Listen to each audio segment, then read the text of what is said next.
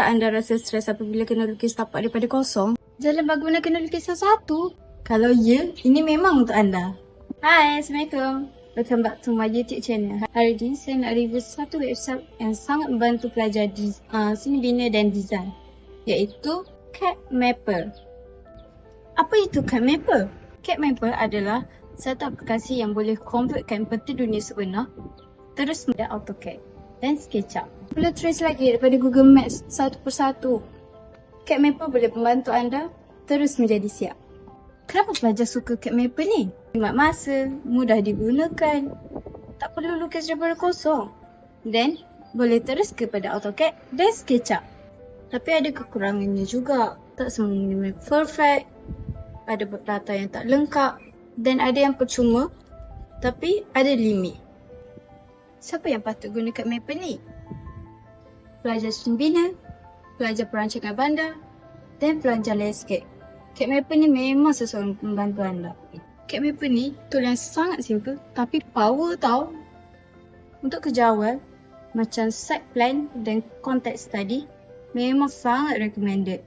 Mari saya ajar cara menggunakan CADmapper. Pertama sekali kita pergi ke Google, type CADmapper, kemudian try it now. Okey, dekat bahagian CADmapper ni, mula-mula kita pilih software yang kita guna, contohnya AutoCAD atau SketchUp. Lepas tu kita boleh on bangunan 3D. Kalau data tak ada, kita boleh set je tinggi palsu. Bahagian topografi pula untuk ambil bentuk tanah dan kontur. Di bahagian bawah ini, kita boleh pilih jenis jalan sama ada garisan tengah, outline atau permukaan 3D. Dan boleh laraskan lebar jalan. Lepas siap semua, barulah kita generate dan download map.